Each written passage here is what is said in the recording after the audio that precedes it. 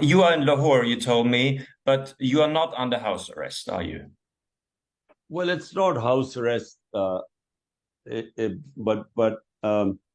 police outside my house which checks people who come in and go out.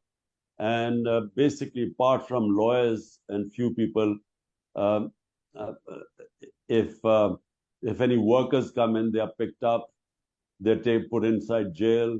If they think there's anyone, who are my supporters or my members of parliament, then they are picked up.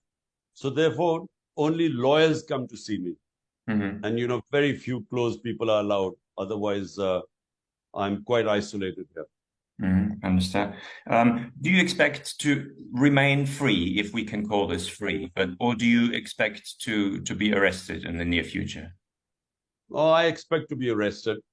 There are over 170 cases, and every day there's some new case that they come up with. Bear in mind that at the age of 70, I didn't have one criminal case. And in the last few months, I have over 170 and growing. I mean, the number is increasing.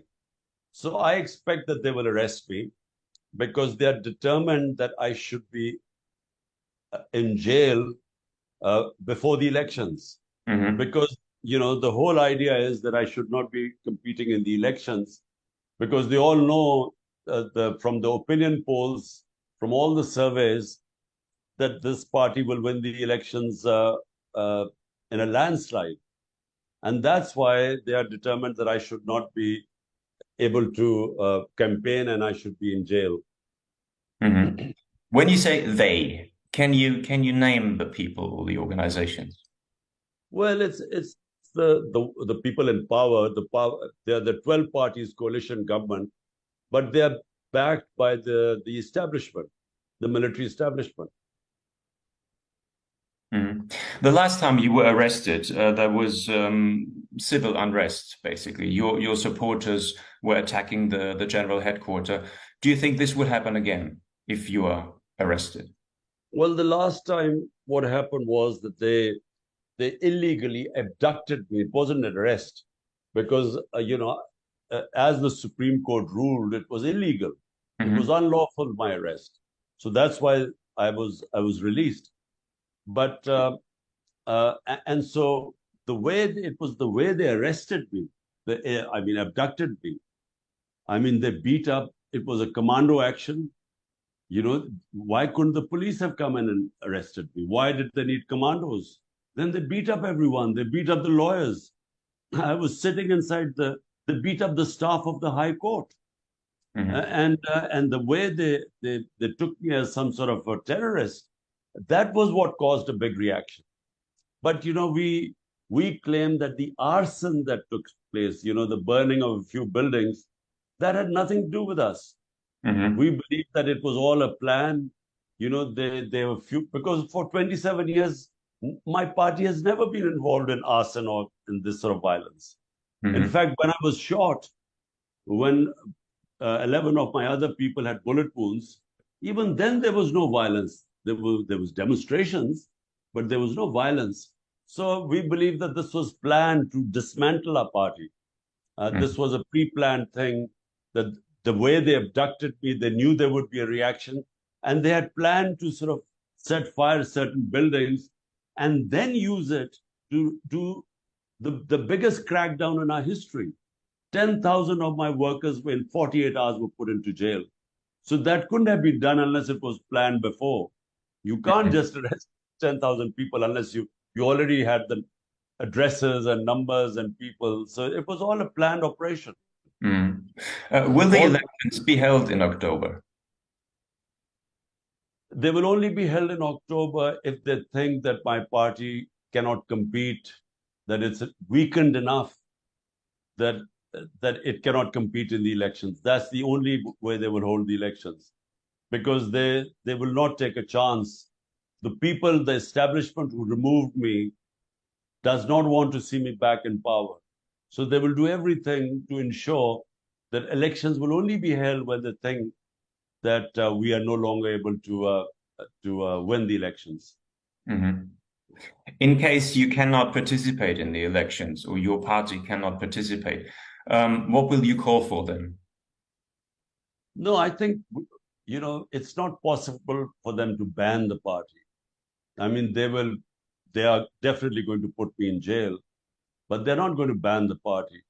So I feel that in that time, uh, uh, unless they rig the elections, to the point that they make hold the exercise a joke, unless they sort of make a farce of the elections, uh, it will be impossible for them to stop our party from winning, even if I'm in jail. Mhm. So you think that the elections, if they're held, then your party will win? Is that what you say? Yes, I think that they will not be able to stop the party from winning. Mm. Because, just from the opinion polls, you can see that the party is way, way ahead of all the parties. And if you go by the last few months by-elections that took place in Pakistan, out of 37 by-elections, my party swept 30 of them. Hmm. And this is despite the whole establishment and the government supporting the 12-party coalition. Even Hmm. then, we won 30 out of 37. Hmm. You said recently that when you were in power, you could not bring the powerful under the law. I suppose you meant the military establishment. Um, you were also, in a way, you were also in the beginning relying on the military establishment. Well, Um, look, was it let, necessary or was it a mistake? let me explain. The military has been in power in Pakistan directly or indirectly for 75 years. Pakistan started as a security state. We had immediately after independence, we had a conflict with India in 1948. And so the reliance on military was always, uh, it was ingrained in our society that, we could not go without the military. So the military, there were three martial laws, direct control of the government. And then, the rest of the time, indirectly, they were still, uh, very powerful. So when I came to power in 2018, I didn't get the help of the military, but they didn't oppose me. Hmm. They weren't against me. Right now, the military establishment is actually working to undermine me. But in 2018 elections, they didn't oppose me. We won the elections free and fair. And that is reflected since then, since being out of power, despite the military helping all these 12-party coalitions, we still have won 30 out of 37 elections, by elections. So therefore, in a sense, the army didn't oppose me. But next question is, the role of the military. I think as time has passed, the countries the country must evolve, and it must evolve to a point where you cannot have a situation where an elected prime minister has the responsibility to run the country, and yet he doesn't have the authority. The authority and responsibility in any management system must be in one place. If you separate the two, it's not possible. So in my case, I as long as there was no, whatever I was doing, the army was not concerned. In fact, it went very well, and the army actually helped me in certain areas. In the COVID-19, they provided us great logistics, and we were very successful in dealing with it. But when I wanted to bring the powerful under the law, it's not just that the some of the military personnel think they are above law. It is also these two political mafias, two families which have ruled us for 30 years. They also are above law. So what happens is that when you have powerful above law, uh, the country becomes a banana republic. You can Hmm. only, the difference between rich and poor countries, elites, is that the rich countries have rule of law and the poor countries don't have rule of law. The powerful are above law in the poor countries. So you have the ruling elites of the developing world robbing the countries, plundering the money of the poor countries and putting them on offshore accounts and in Western capitals. And the poor countries are getting poorer and the rich countries are getting richer. which is why you have the immigrant problem growing. Because countries that don't have rule of law, you have people, they don't have prosperity. And so people move to other countries. So same is the problem with Pakistan, and I failed because the army, when you talk about the army, you actually talk about the army chief. He's all in all. He takes the decisions because, it's not a democracy in the army. So he did not want me to bring the powerful under the law. That's it. I couldn't, I failed. And what makes you think that you could succeed if you ever get re-elected? Well, because when my previous government was a very weak government, I had a coalition government with a very small majority. And in a parliamentary system, if you have a coalition government with a small majority, it's just impossible to take tough decisions and do reforms, and especially bringing the powerful mafias under the law, because it's very easy for them to destabilize your government. And in this case, because they joined together with the army chief, that's it. In the end, despite one of the best performances in terms of the economy and in terms of dealing with COVID-19 crisis, we had one of the best performances anywhere. And despite that, the government was pulled down.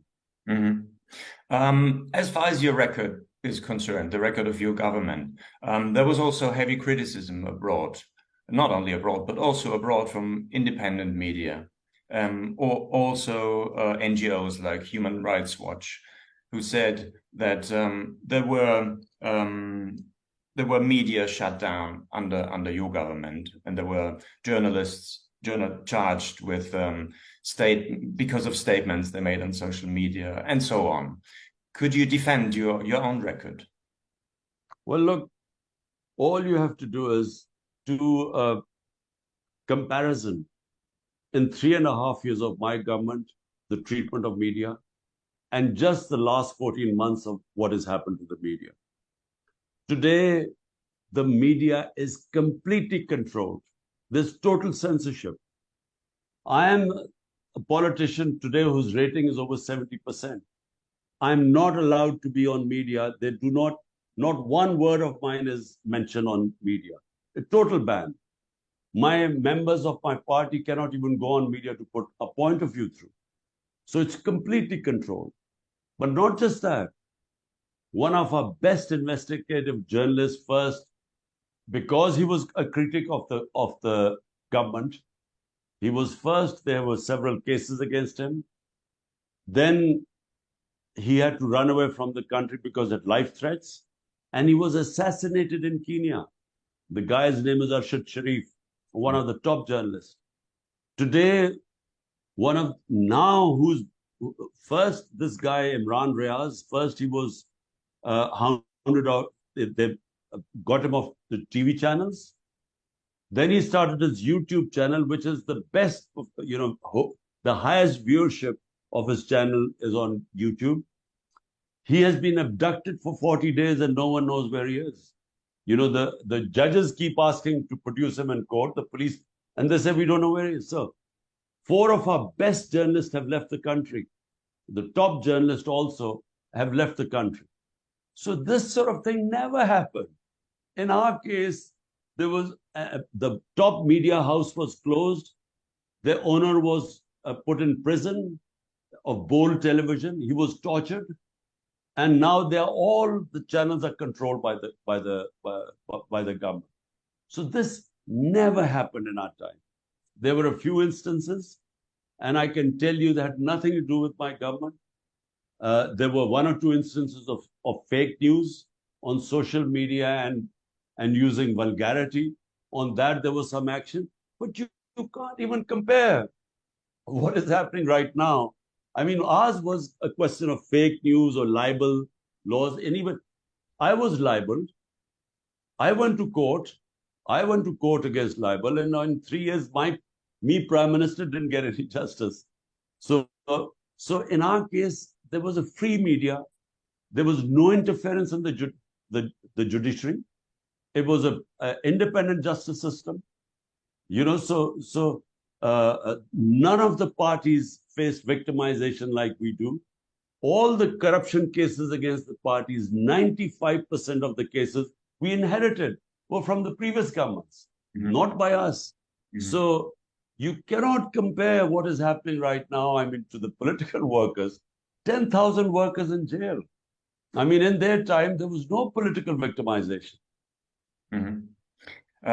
You claim that the US played a role in your ousting as a prime minister.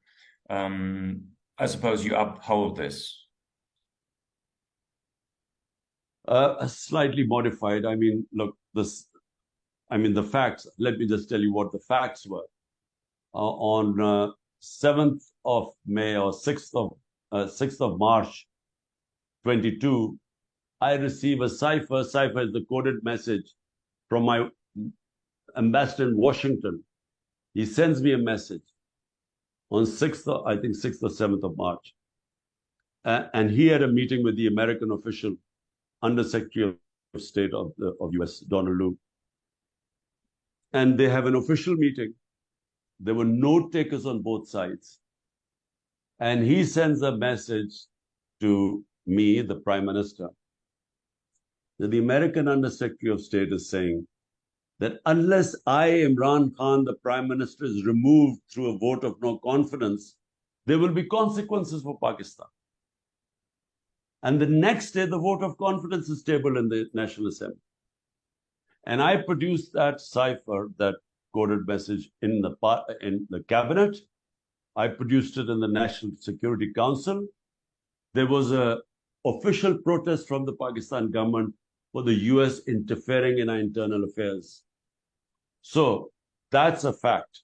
Now, what happened subsequently, we discovered that it was my army chief who was in connivance, who was working with a lobbyist in the US, a man called Hussain Haqqani, who was paid $30,000 by my government. We didn't know this. And he was actually promoting that Imran Khan was anti-American and the army chief was pro-America. So that we discovered later on when these facts came out. And the reason would have been, the reason for the US to oppose you would have been that you were critical of the war on terror and the US being engaged in Afghanistan. But now that this is basically over, I mean, the US military has left Afghanistan. Is there still any major problem between your political view and the US administration? Look, the problem is, in US, there's a strange thinking, very immature sometimes, that if you're critical of their foreign policy, they believe you're anti-American. And I mean, the war on terror in Pakistan cost us 80,000 people dead. And I opposed it throughout because I kept saying that this was nothing to do with Pakistan. But if we get involved in the war on terror, we had trained the Mujahideen in the 80s against the Soviets in the art of what would later be called terrorism, but then it was guerrilla warfare. CIA poured in the money. Pakistan trained these guys like Al-Qaeda. They were trained to fight the Soviets. Now, come 10 years later, when the Soviets had left and 9/11 happens, now we are telling the same guys that now just because the US is in Afghanistan, now it is no longer jihad, it is terrorism. So I kept telling them that this will have severe consequences on Pakistan. So what happened was that those groups we had trained, like Al-Qaeda, they turned against Pakistan. And then on the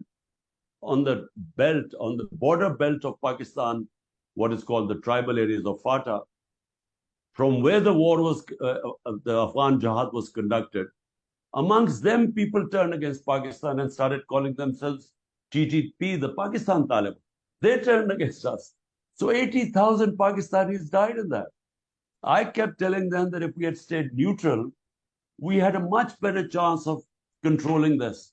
But then the moment we were called collaborators, they declared jihad against us. So we paid a heavy price, over $100 billion lost to the economy.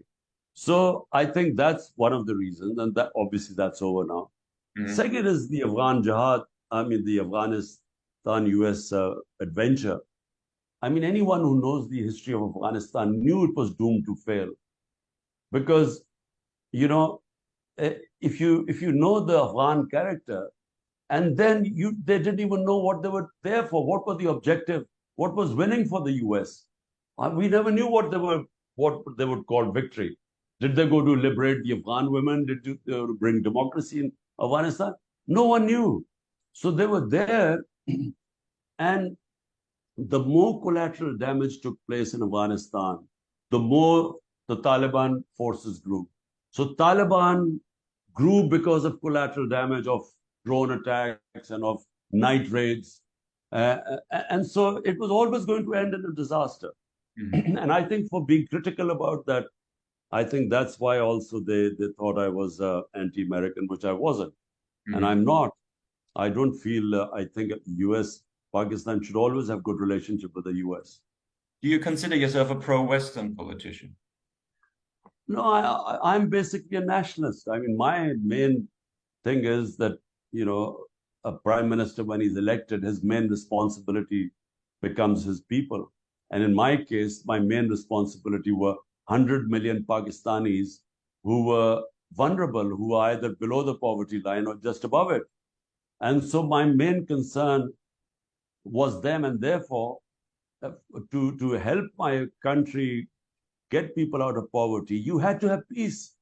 So these two, Afghan Jihad and the Afghan, the war on terror, I mean, they set us back.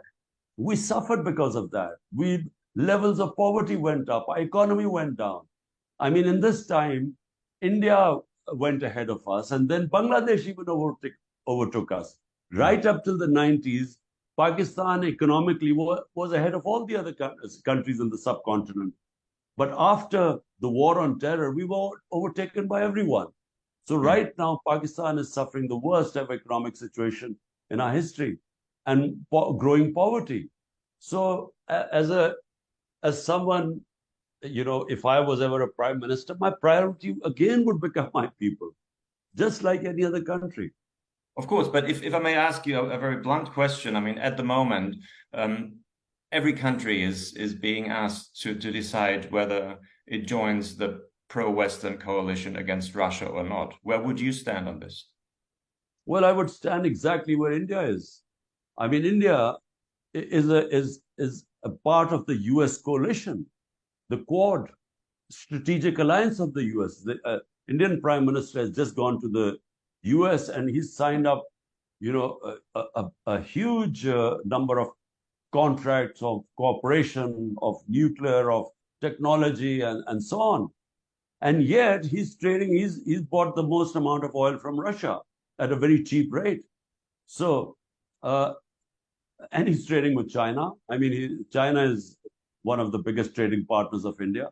So, and yet it is so that's how it should be. You know, I don't think countries like us have the luxury of joining blocs Mm. when we have over 100 million people hovering around poverty. Our job should be really how do we get people out of poverty? Because we have a fast growing population. We are 250 million people. Our country now stands on the verge of economic collapse. I mean, should our priority be to save this country or should it be to be part of other people's conflicts when we can't afford to? Mm. I understand. It's not only economic collapse, but now it's also in a politically very, very dangerous situation, as you probably agree. But, what do you think? What are the chances that, I mean, we know Pakistan from afar. There was the lawyers' movement. There is an amount of civil society. There is a Supreme Court. I mean, there are checks and balances, and still there's always the military in power, and it's very hard to decipher whether this is on the way to a democracy or moving away from democracy. It's still what we call a hybrid regime. What do you think? Where will it go now? Well, look, you know, Pakistan's democratic movement has gradually evolved. I mean, we would have democracy, then we would have military dictatorship. That would last for a year, then we would again try with democracy. If that would fail, we would go back to military dictatorship. So three times we've had military dictators, and then we've had tried to experiment with democracy, and we've not been very, sadly, I mean, the democratic the governments were not very effective. So people would go, when military would come back, people would, you know, distribute sweets. People would celebrate. But this is the first time, when they removed my government in 2000, last year in April, first time when the government was removed, people came out in the streets to protest about it. And what has happened is unique in our history. And I think it's the evolution of a democratic process too.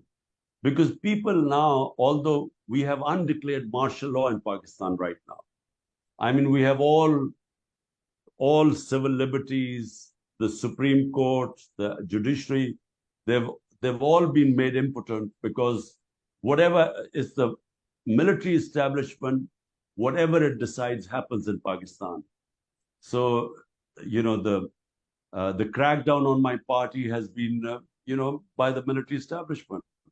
The media is controlled today. Not a word of mine can be mentioned on media. It's because of the power of the military establishment. So we have gone all the way back now. All the evolution, you're talking about the lawyers' movement. I was put in jail in that lawyers' movement against General Musharraf for independent justice system. So that our judiciary was by and large getting independent. And now all that has, been rolled back. So we really have an undeclared martial law in Pakistan now. Mm-hmm. Now, my last question is, you've been put into prison now many times. You live in fear of being arrested again. There are 170 charges against you. You've survived an assassination attempt. Do you ever regret having gone into politics? No, never. I never have regretted. I always, when I started 27 years back, uh, I was the biggest name in this country. I had everything. I didn't need politics for anything. But I realized when as a teenager, I went to England to study first and then to play professional cricket. I used to play there. I realized that, unless we have rule of law, we have no future, because countries that don't have rule of law, the powerful, it's the law of the jungle, the powerful then control the resources. So Pakistan is like most of the developing world. The resources have been captured by the powerful and they're above law. And most of them take the money out of the country. So we are like in the developing world, we are just like what is happening in the other poorer countries which don't have rule of law, which are being looted, plundered by the ruling elites because they take the money out. So that's what's happening in Pakistan. So when I started 27 years ago, I knew I would be up against these mafias, who are above law and who have elite capture, we call it, who've captured the resources of this country. The rich get richer and poor get poorer. Even the loans we get from IMF benefit the top few people. It doesn't go down to. So that's how I started my movement for justice, meaning movement for rule of law. And when you try to bring rule of law, you're going to be up against the mafias. So I already knew I would be risking my life when I take on these powerful people. And so, one assassination attempt, 3rd of November, second assassination attempt on the 18th of March, which I survived, which, I survived because I got out in time. Otherwise, they were going to kill me. And then, I have 170 plus cases. I expect to be put in jail this week, actually. I think that this coming week, they will put me in jail because they want to keep me inside until the elections. And they feel that if I'm in jail, then I won't be able to, my party won't be able to compete in the elections. Plus, there's a crackdown on my party. So I expect this. But I also feel that never in this country has it happened that the people have all stood on one side and these 12 parties and the establishment on the other side. It's never happened before. Normally, the public was divided. This time, and this is why they are so scared, This is why this crackdown has taken place. This is why these cases against me. This is why they're desperate to jail me.